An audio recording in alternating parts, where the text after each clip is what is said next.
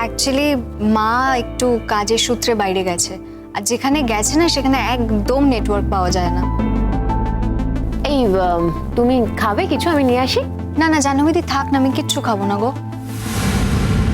কেন বলো তো গরিমা, এই বাড়িটাকে নিজের বাড়ি ভাবতে পারছো না? না না জাহ্নবীদি সত্যি কিচ্ছু খাবো না গো। আর আগে আমাদের বিয়েটা হোক, তারপরে দেখবো এটা নিজের বাড়ি কিনা। জাহ্নবী, তোমার মেজো কাকামণিকে ফোনটা করো। গরিমা বোধহয় কোনো কথা বলতে চায়। গরিমা সিরিয়াস কিছু? সিরিয়াস তো বটেই, তবে আমি একটা গ্রেট নিউজ নিয়ে এসেছি। ও, তুমি মেজো কাকামণির জন্য ওয়েট করছো? না আঙ্কেল যদি বিজি থাকেন তাহলে ওনাকে ডাকার কোনো দরকার নেই, আমি তোমাদেরকে বলে দিচ্ছি, তোমরা বলে দিও আঙ্কেলকে। মেজো কাকামণি তুমি আসার জাস্ট 1-2 মিনিট আগেই বেরিয়েছে। গরিমা, তোমার আঙ্কেল কিন্তু খুব খুশি হবেন তুমি এসেছো শুনলে। ফোনটা করো না জাহ্নবী। হ্যাঁ,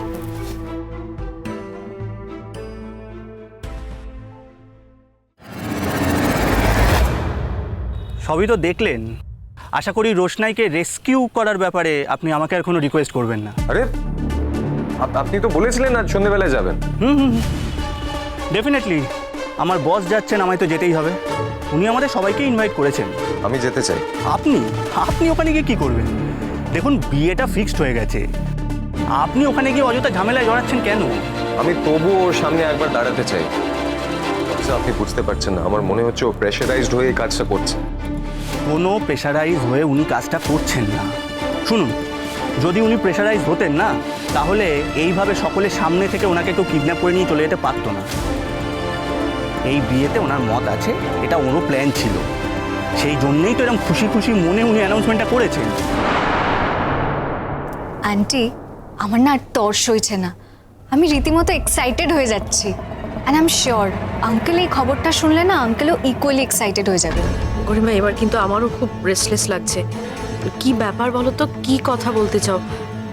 রোশনাই রিলেটেড কিছু কি? অবভিয়াসলি রোশনাই ছাড়া আর এখন কি বা আছে আমাদের জীবনে? ও তো সবটা একাই ওলটপালট করে দিয়ে চলে গেল। হ্যাঁ, তবে এতদিনে একটা স্বস্তির খবর পেয়েছি বলতে পারো। স্বস্তির খবর মানে? মানে রোশনাই কি তাহলে সত্যি রাজেশের কাছে আছে এখন?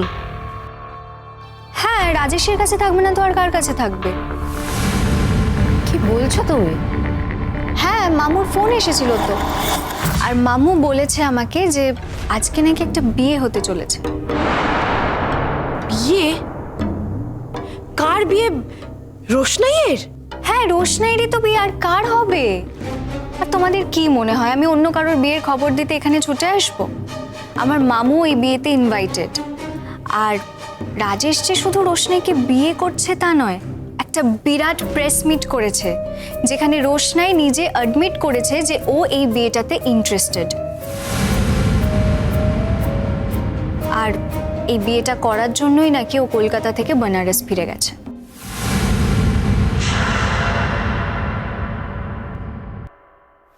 শুনুন অফিসে, আপনি সবটা জানেন না।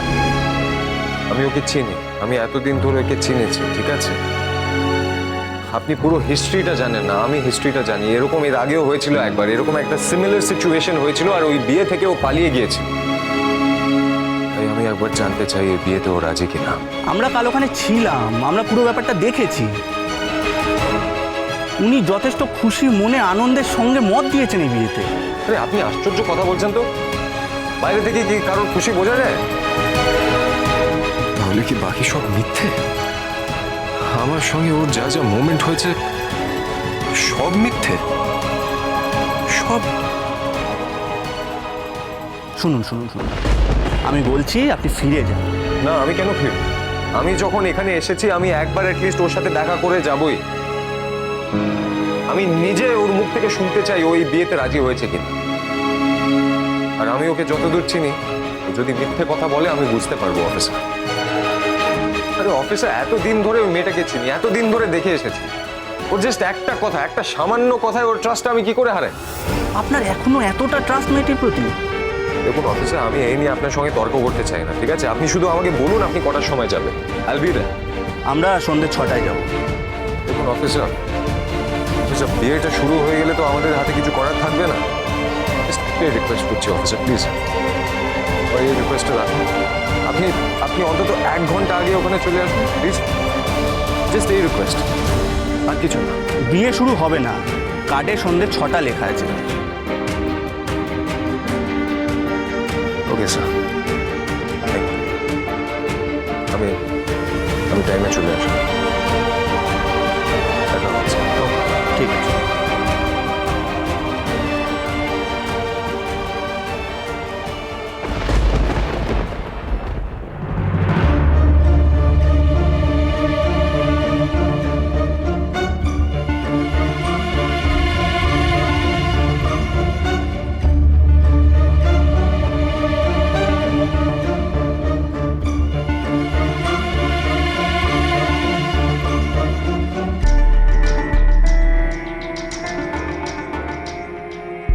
अरे अरे प्रकाश जी आइए आइए। অনেক অনেক শুভকামনা, অনেক অনেক শুভকামনা। Thank you thank you. আরে আপনি হলেন আমার শ্বশুর বাড়ির লোক, আপনি না এলে হয়। হ্যাঁ, কিন্তু আপনি একা আর কেউ আসেনি? না মানে বাড়ির সকলের শরীরই তো এদিক এদিক ওদিক হয়ে রয়েছে, তো এমন একটা সিচুয়েশন যে আমি চলে এলাম আর কি। আসলে মার পরে বাড়ির হেড অফ দি ফ্যামিলি তো আমি আসা মানে সবারই আসা আর কি, বুঝলেন তো। আসলে আমার খুব ইচ্ছে ছিল আপনার ওই বোন আর ভাঞ্জি, মানে ওই সুরঙ্গমা মুখার্জি আর গরিমা মুখার্জিকে ইনভাইট করার, কিন্তু সেটা তো হলো না। কিন্তু ডেফিনেটলি বিয়ের পরে আপনার ওই ভাঞ্জি শাদি আমি কিন্তু অ্যাটেন্ড করবই। Most welcome. একবার বিয়েটা খালি হতে দাও না, তারপরে রোশনাইয়ের মহারানী হওয়ার শখটা না ভেঙে চুরমার হয়ে যাবে, তুমি দেখে নিও। যাই বলো আন্টি, রোশনাই তো নিশ্চয়ই এখন ভাবছে যে ওখানে গিয়ে ও মহারানী হয়ে থাকবে। না মানে ও সত্যি প্রেসকে এই কথাটা বলেছে, মানে বিয়ের কথাটা? হ্যাঁ, লোকাল নিউজ পেপারে নাকি ওদের ছবি বেরিয়েছে, আর ও যা যা বলেছে সেগুলো তো দেখানো হচ্ছে ওখানে, ওই লোকাল নিউজ চ্যানেলগুলোতে সব জায়গায় দেখানো হচ্ছে। মেজো কাকিমণি, মেয়েটা কি প্রচন্ড ডেঞ্জারাস ভাবতে পারছো? বাচ্চা যদি এই কথাটা শুনে কি করবে আরণ্য? না মানে আরণ্য জানলে কি করবে? ইনফ্যাক্ট আমার তো মনে হয় আরণ্যকের এই খবরটা জানা উচিত।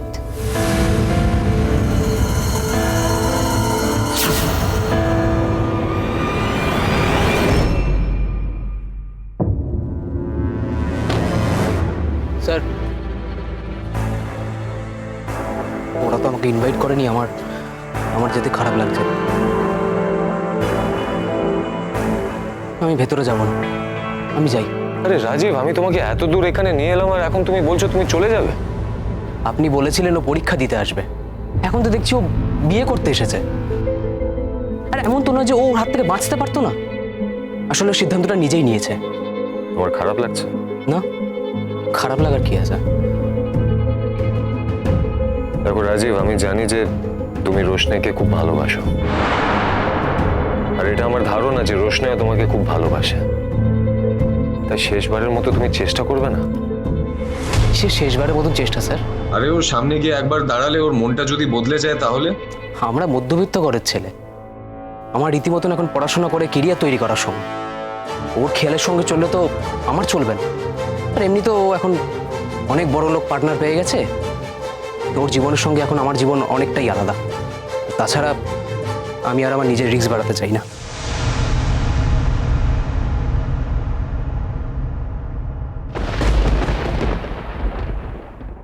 ওম তদ্বিষ্ণু।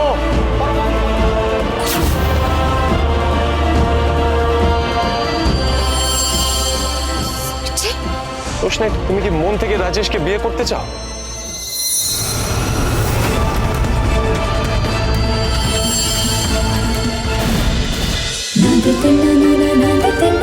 रोशनाई।